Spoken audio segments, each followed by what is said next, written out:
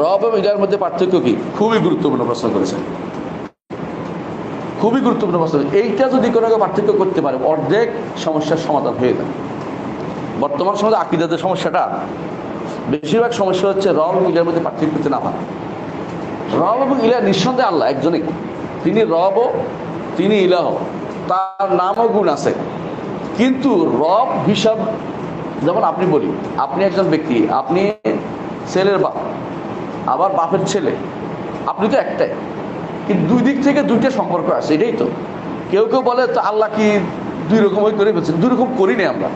আল্লাহর এরকম গুণ যে একদিক দিয়ে তিনি রব, একদিক দিয়ে তিনি ইলাহ। রব হচ্ছে তিনি সহজে বুঝে নেন, তিনি জীবন দেন, মৃত্যু দেন, তিনি ক্ষমা করেন, তিনি জান্নাত দেন, তিনি সৃষ্টি করেছেন, তিনি বৃষ্টি দেন, তিনি সন্তান দেন, তিনি কি দেন, এটা হচ্ছে রব। তার কর্মকাণ্ড হচ্ছে রবুবিয়ত। আর আপনার কাজ আল্লাহর দিকে যায়, এটা হচ্ছে ইলাহের পথ। অর্থাৎ আমি আল্লাহর ইবাদত করি, আল্লাহর জন্য সিজদা করি, আল্লাহর জন্য সুবহানাল্লাহ পড়ি, তাসবিহ পড়ি, আল্লাহকে ভয় পাই, আল্লাহকে আশা করি আল্লাহর কাছে। এই আমি আমার যেটা যাচ্ছে এটা উলুহিয়ত, ইবাদত। আর তার থেকে যেটা আসে আমার দিয়ে, এটা হচ্ছে রুবুবিয়ত। বুঝছেন কিনা? এই জন্য আমরা সঙ্গে বলি, উপর থেকে যা আসে রুবুবিয়ত, নিচ থেকে আল্লাহর দিকে যা যায় কি? উলুহিয়ত, ইলাহ। তো তিনি ইলাহ, ঠিক তার কাছেই যাবে, তার কাছ থেকে আসছে, আবার তার কাছে যাবে। কোরআন তার কাছ থেকে আসছে, তার বাণী, ঠিক না? এটা রুবুবিয়তের আল্লাহ আসমা ওয়া সিফাতের। আমি ইবাদত করি, আমারটা কার দিকে আবার যায়? আল্লাহর দিকে আবার যাচ্ছে। এটা হচ্ছে কি? উলুহিয়ত। আমার কাছ থেকে একমুখী হয় কিনা দেখেন। আমার কাছে এসে যদি দুই তিন মুখী হয়ে যায়, আল্লাহ এটা আর নেয় না। দুই তিন মুখী কি?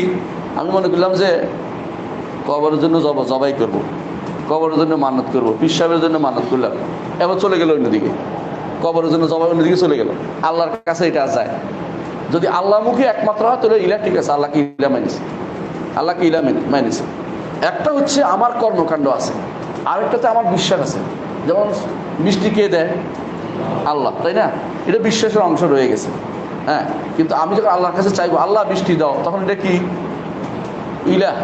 আমি চাচ্ছি, আমি আল্লাহর কাছে চাচ্ছি, আমার যেটা কর্মকাণ্ড উপর দিকে উঠবে এটা হচ্ছে উলুহিয়ত, তারটা যেটা নেমে আসবে এটা হচ্ছে রুবুবিয়ত।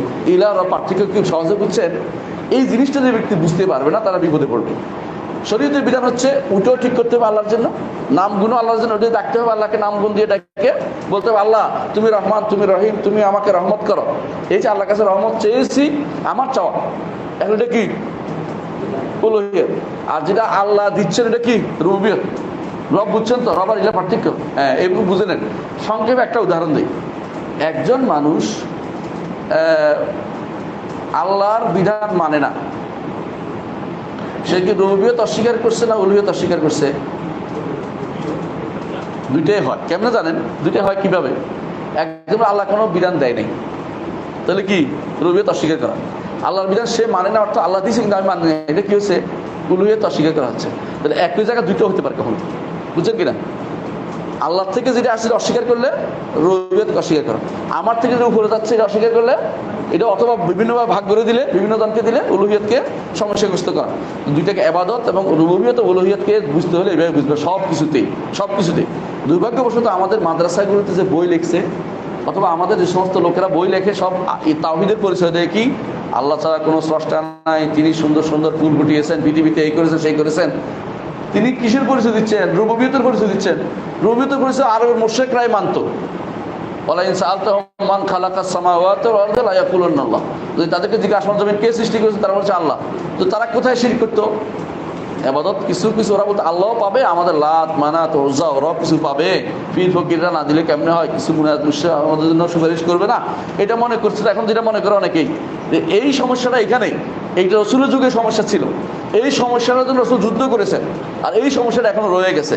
এরা মনে করে আল্লাহকে একজন মানলে বুঝি ঈমান হয়ে গেছে, না, ঈমান হয় না, এটা অর্ধেক হয়েছে, এটা রুবুবিয়ত হয়েছে। এই উলুহিয়তটা মানে আপনারটাও তার দিকে যেতে হবে, তাকে একজন মানলে যথেষ্ট নয়। এটা খেয়াল রাখতে হবে সবসময়। এটার কারণে অধিকাংশ মানুষ বুঝে না।